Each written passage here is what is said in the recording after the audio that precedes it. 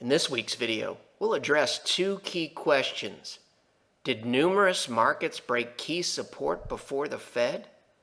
And are the markets following the first rate hike script, or a much more concerning one?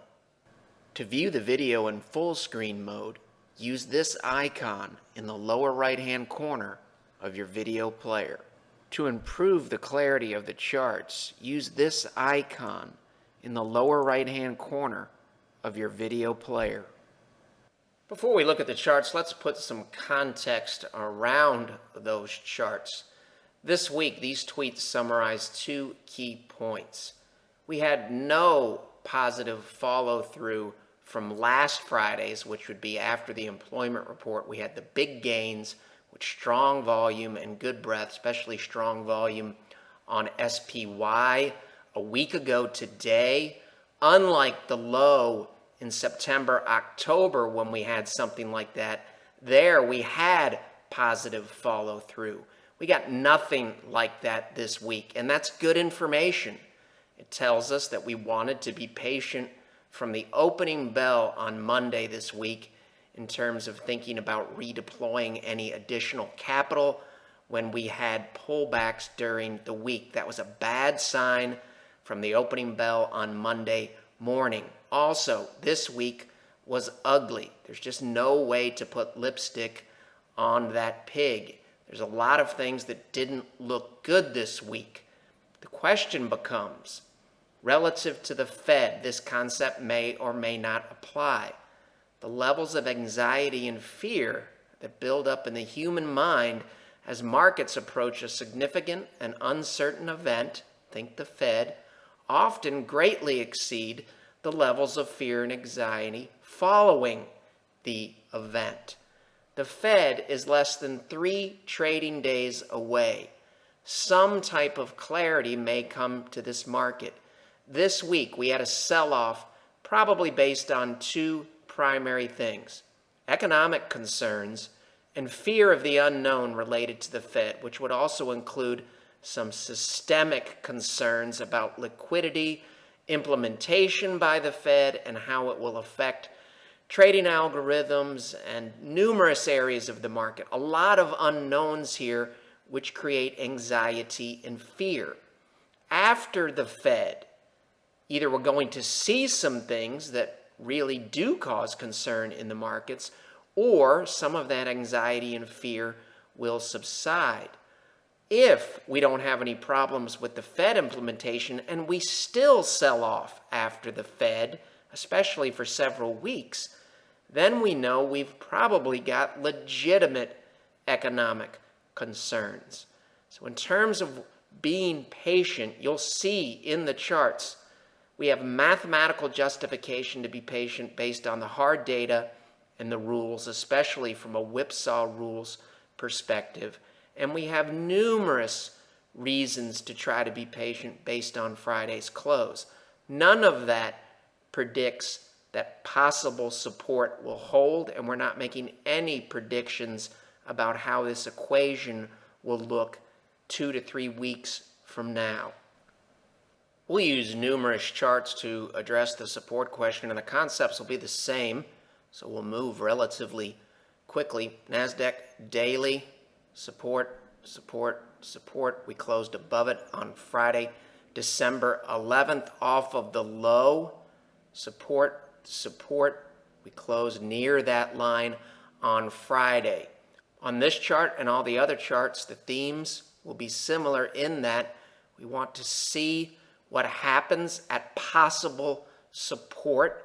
Last time we came down to this level, we rallied for 1, 2, 3, 4, 5, 6, 7, 8, 9, 10, 11 sessions, which was the same case for the S&P 500.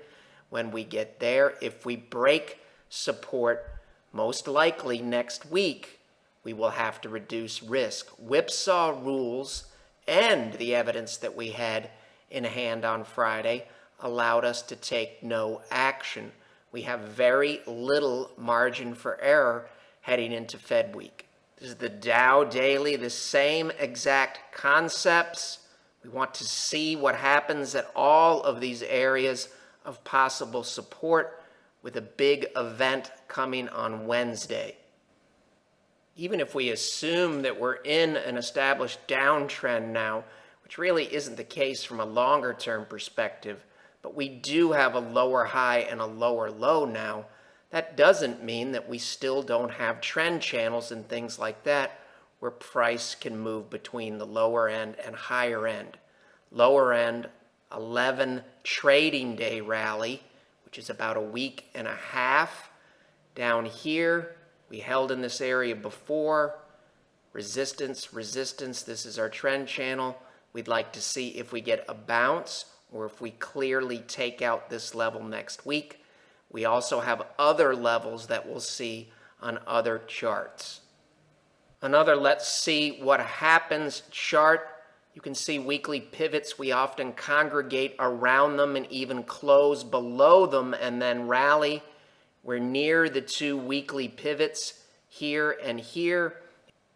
Heading into Fed week, we have weekly pivots close by. We also have the two monthly pivots close by. And as we know from past videos, support or any signal is more meaningful when it occurs on more than one time frame. Always good to know where the next line of defense is. This is a daily chart of the S&P 500. Even if we get some weakness next week on the daily chart, we do have another area or range or cluster of possible support not that far below. One good thing about having chart lists is you're able to go back and reference trend lines that you drew maybe months ago or weeks ago. And you can see these slopes. These lines were drawn weeks ago. There's a dotted line here that aligns with these slopes for the lower and upper trend channels.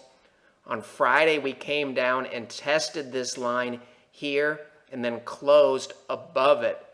This is a good guidepost. We're not saying we're going to hold here, but it makes sense to see if we hold here or even at these levels here next week.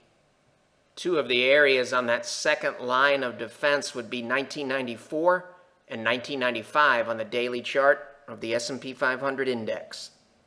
Regular viewers and clients know that fibs help us with trends and retracements. This is the move off of the low. Point A would be here. This is point B.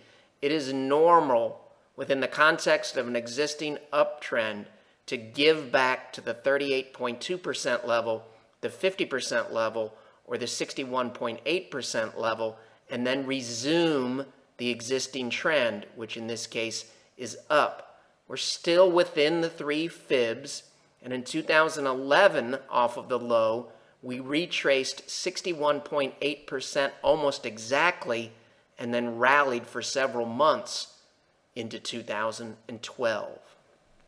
Another reason to be patient chart, resistance. Resistance, what once was resistance may now act as support.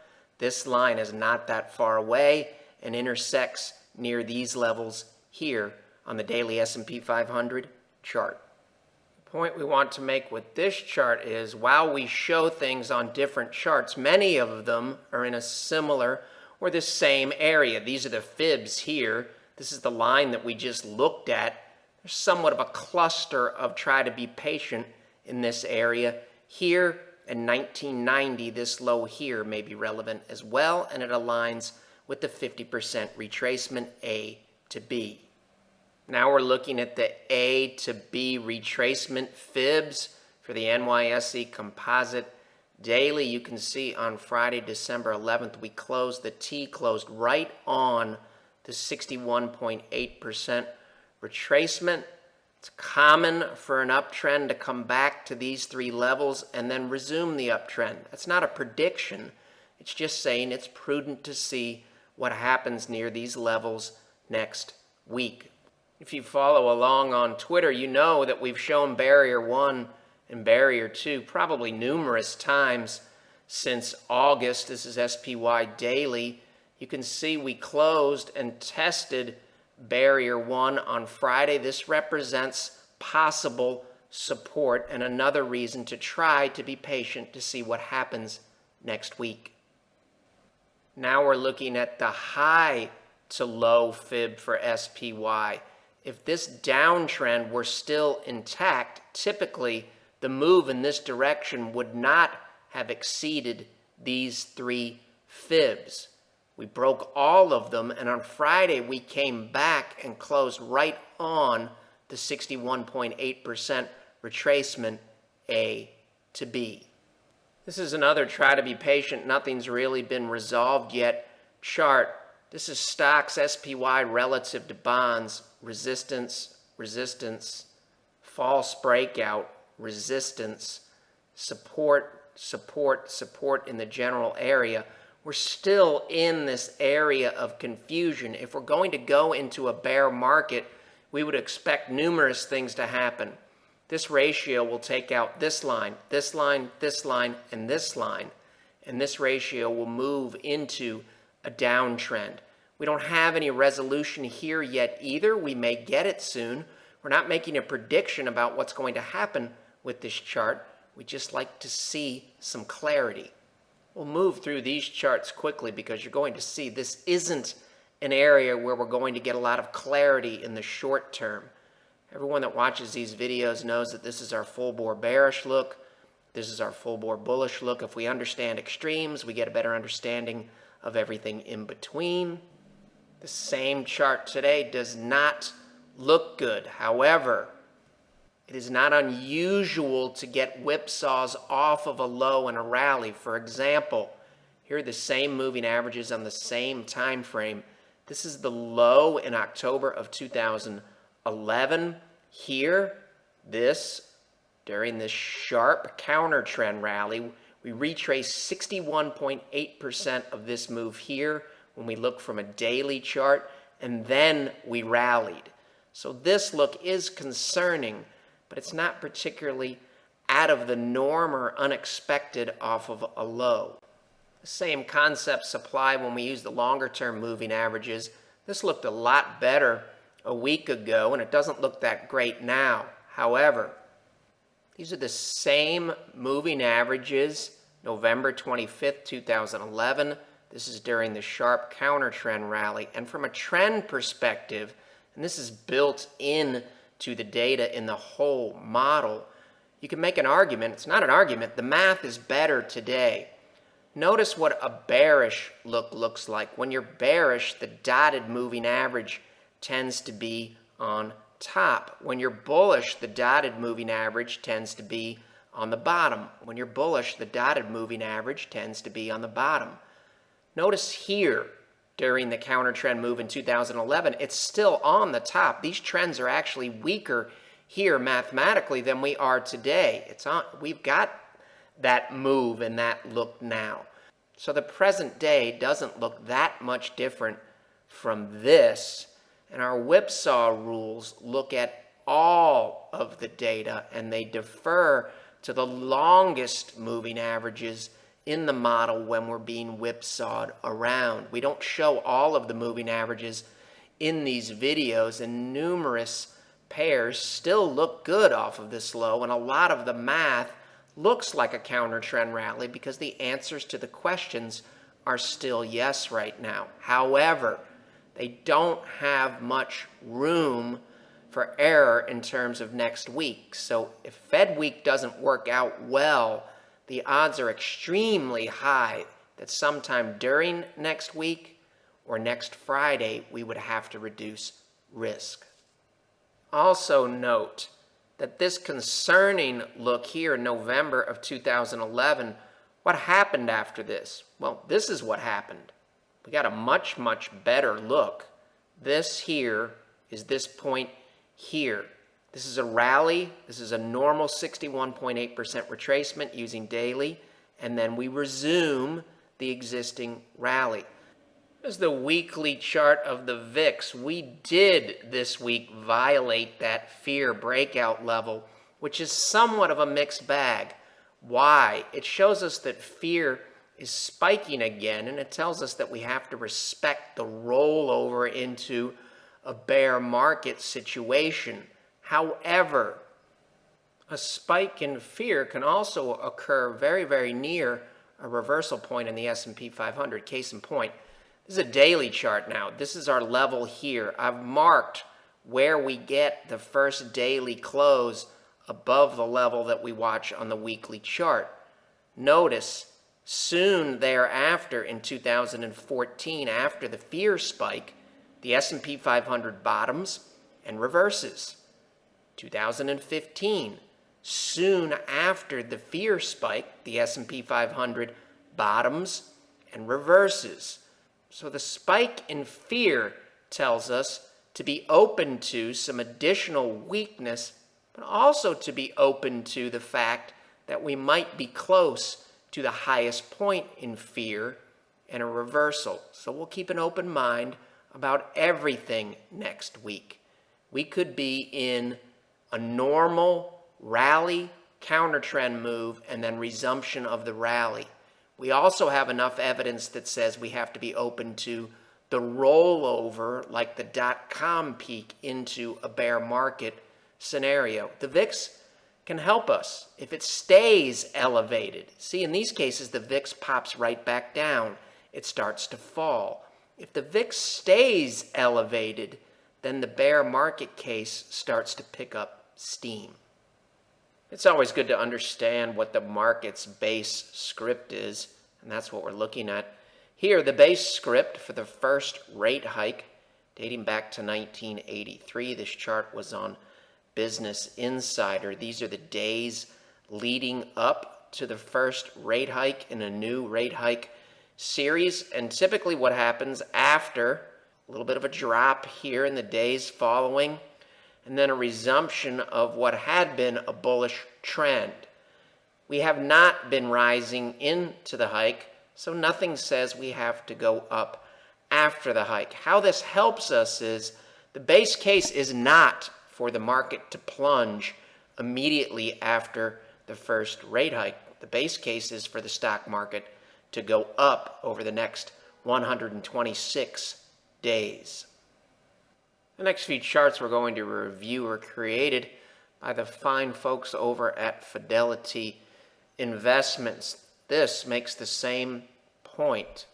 The start of a new tightening cycle does not typically mark the end of a bull market. In fact, stocks typically gain for another 2 years. So the purpose of this is basically to say stocks typically continue to do well, and even in the 3 months after the first hike. Same concepts here. We're just asking about bonds instead of stocks now. Typically, bonds do lose money 3 months after the first rate hike. Then they recover. And the third major portion of the market's base first rate hike script is that dividend payers, which is the darker orange bar, typically underperform the overall market. So a dividend-paying stock typically underperforms, let's say, a growth-oriented stock 3 months after the first rate hike. Therefore, we can summarize the market's based first rate hike script as follows. Stocks typically do well, bonds typically lose money, and dividend payers typically underperform your typical stock or a growth-oriented stock that may not pay a dividend. So the next logical question is, with the Fed meeting just days away, does the market appear to be following this script and setting itself up to be in stocks, cut bonds, and cut dividend payers relative to the general stock market? Our rationale for looking at this heading into the Fed meeting is to help us assess potential risk. Why? If the market is following the base script, we know the base outcomes are acceptable. If for some reason the market in 2015 is significantly deviating from the script, it probably tells us that risks might be higher than most anticipate. Therefore, heading into the meeting, if we were to look at bonds, dividend payers, and dividend payers relative to growth stocks, what would we expect to find? We would expect to find that the base script is being followed. Is it? I think it's fair to say, Based on these charts, for the most part, the answer is yes, we are following the base script. Bonds typically are weak. Bonds have been weakening recently. These are daily exponential moving averages to help us understand what's been happening here shorter term. This is back in October, and this is the present day as of Thursday, December 10th. Bonds following the script in anticipation of a rate hike. Dividend payers also looking like they have somewhat a rollover look, with the moving averages here rolling over a discernible lower high. And more importantly, because we're not necessarily expecting dividend payers to go down, we're expecting them to underperform the general market. So this chart's probably more important. Are dividend payers anticipating underperformance? The answer is yes. This is dividend payers, DVY, relative to S&P 500 growth stocks, IVW in the ETF world. And you can see we have had weakness heading into Fed week. The green lines also align with the base script price point to point. We expect bonds to be weak. We expect dividend payers to weaken. And we expect dividend payers to underperform growth. This is price point to point. The slopes are down. Same concepts here. These charts are as at the close on Thursday, December 10th. These are daily charts. Now we've got the 50-day moving average that helps us with shorter and intermediate term trends, and the 200-day here in red, 50 in blue. The script says we would expect stocks to outperform bonds. 50-day is moving up. This is an improving look here. And right now we have price above the 200-day and above the 50-day, and we are very, very close mathematically to getting a bullish cross where the 50 will go over the 200 potentially. We're expecting on the base script bonds to be weak. Unlike this chart, we have the 50-day moving in the opposite direction. Price is above both here, price is below both here, following the script so far, and that's an important caveat. Next week, if we start to deviate from the script, that would be relevant. Dividend payers relative to growth, similar situation. Price is above both here, slope is up, price is below both here on a relative basis. DVY relative to IVW, slopes are down, 50 below the 200. The slopes of the green lines here also align with the base script. For those of you that follow along on Twitter, you may have seen this chart on Thursday night, and this chart is as of Thursday's close.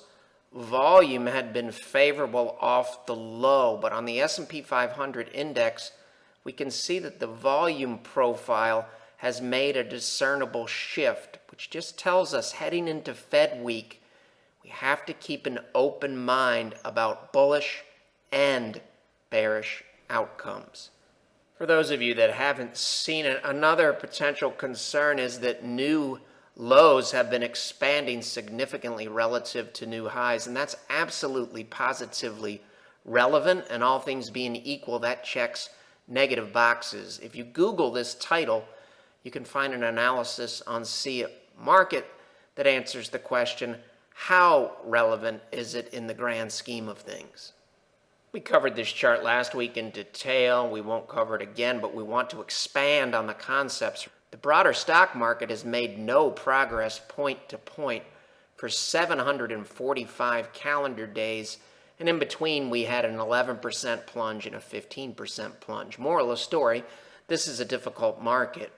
Can we find anything like this in history that might be able to help us with that all-important open mind that we need heading into next week? I think the answer is yes. One of the examples we're going to cover, I think, is very similar to the present day, and that's the one that's going to be the most helpful heading into next week. This is one period in history where we have sideways movement in the broader NYSE composite, which is similar to the chart of 2013 to 2015 that we just showed. And as the Fed rate hike post told us that difficult markets are typically followed by easier markets, and the longer that we go sideways, the bigger the move that we typically get. In this case, the gain after the frustrating period ended was 45%, and the moral of the story always is if you execute consistently and faithfully the math and the trends, the rules and the model will get us on the right side of that big move. It could be up or it could be down. This is worth looking at because the NYSE Composite is a different animal than the S&P 500, and we haven't done this with the NYSE Composite. I'm not sure you can really make the case that this is that much similar, but if we add this period and this period together, we get 590 days, which is still well short of the extremely rare 745 that we've been experiencing in the last 2 years.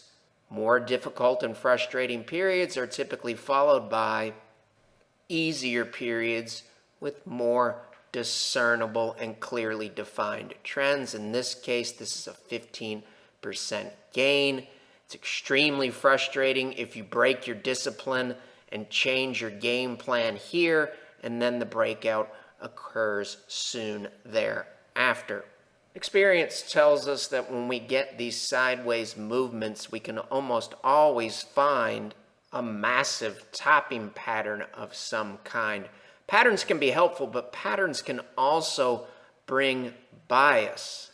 Regardless of whether or not there's a topping formation in a consolidation pattern, it's always important to keep an open mind because we know that more difficult periods are typically followed by easier periods, and the break can be either to the upside or the downside. In this case, if I would have convinced myself that there was a massive topping pattern, I might not have had the flexibility to adjust when the facts changed, and I might not have captured this 36% gain, the easier market that followed the more difficult market. Trendless is often followed by discernible and sharper trends. Some of you may have noticed that none of the examples that we've covered so far have anything that really spans 745 calendar days, which is what we have in the present day. It's pretty easy to make the case that this consolidation period in terms of the number of days is most similar to 2013, 2015.